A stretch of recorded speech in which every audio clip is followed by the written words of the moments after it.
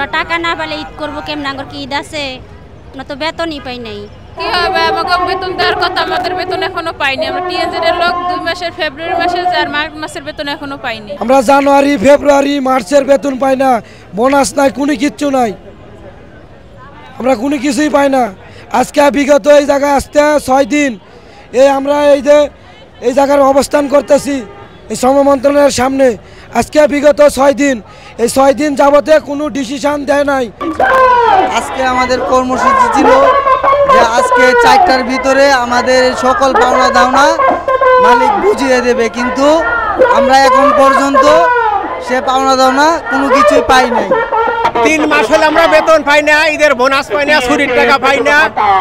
এই আমাকে দেয় না এটা দেওয়ার জন্য আমরা 1 সপ্তাহ ধরে আন্দোলন করতেছি। এখন কি কোনো সিদ্ধান্ত দেয়নি মালিক এখনো সিদ্ধান্ত দেয়নি। এখনো মহিলারা রাত 3টা বাজে ওইটা ভাত তরকারি রান্না করে সেই ভাত সকালবেলা কিছু খায়, কিছু সাদা নিয়ে অফিসে যায়। 8টা বাজার 1 মিনিট যদি বেশি হয়ে যায় হাজিরা বোনাস থাকে না 700 টাকা। সারাদিন ঘন্টা পর ঘন্টা প্রোডাকশন দেওয়া লাগে। লাস্টে 1 পিস 2 পিস কম হলে সামনে লেজা তা জবাব দেওয়া লাগে। এই মাসের পর আমরা ডিউটি করে 1 মাসের বেতন আরেক মাস ঠিক মতো দেয় না, এরকম আন্দোলন করে লওয়া লাগে। আমাদের আজকে 6 দিন যাবৎ এখানে আসি, আমাদের বেতনের জন্য আসছি। আমাদের বেতন দেয়নি এখনও। কালকে 3 ফ্যাক্টরির 1 ফ্যাক্টরিতে বেতন দিছে আপনার 80%, এখনও মনে করেন 20% বাকি আছে। মালিক পক্ষ থেকে বলা হয়েছে তাদের বাড়ি গাড়ি বিক্রি করে নাকি আমাদের বেতন পরিশোধ করা হয়েছে। আমাদের যদি বেতন পরিশোধ করা হবে তাহলে আমরা রোজার মাসে এখানে থাকবো কেমনে?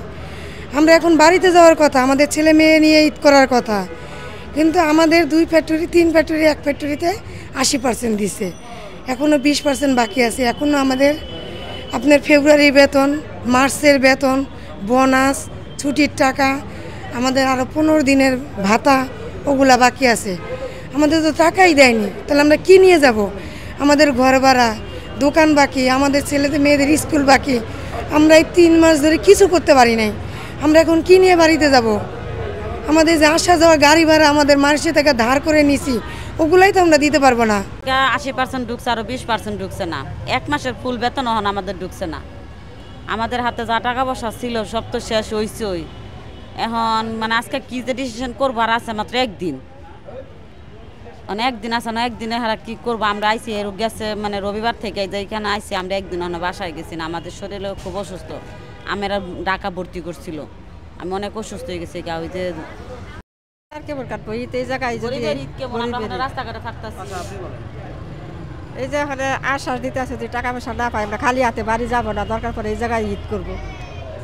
যে থাকতে হয় এই জায়গাতেই থাকবো, বাসায় খালি হাতে যাওয়ার তো কোনো আমাদের কোনো আর নাই। আমাদের দাবি দেওয়ার ব্যাপারে আমাদের দাবি তো আমরা আজকে 5-7 দিন এখানে থাকলামই। তো আমাদের কালকে মানে টাকা স্যালারি ছাড়া হয়েছে কিছু সংখ্যক আর কি, যে টিএনজের যে গ্রুপের একটা ফ্যাক্টরিতে টাকা ছাড়া হয়েছে। মানে তারপর কেউ 70% পাইছে, কেউ 80% পাইছে, আবার অনেকের 1 টাকাও ঢুকে নাই। যেমন আমারই 1 টাকাও ঢুকে নাই এখনও, মানে 2 ভাগে টাকা ছাড়া হয়েছে, 2 ভাগে থেকে 1 ভাগও 1 টাকাও ছাড়া হয় নাই। তো আমাদের উপদেষ্টা তিনি নাকি বলছে যে আমাদের মালিক গাড়ি বাড়ি বিক্রি করে আমাদের টাকা পরিশোধ করা হয়েছে। তো এটা সম্পূর্ণ মিথ্যা কথা। যেমন আপনার অ্যাপারেল প্লাস ইকো লিমিটেডের এটা আপনার কিছু সংখ্যক শ্রমিক আপনার 70% পাইছে, কিছু সংখ্যক শ্রমিক 80% পেয়েছে, আর অনেকেই 1 টাকাও ঢুকে নাই।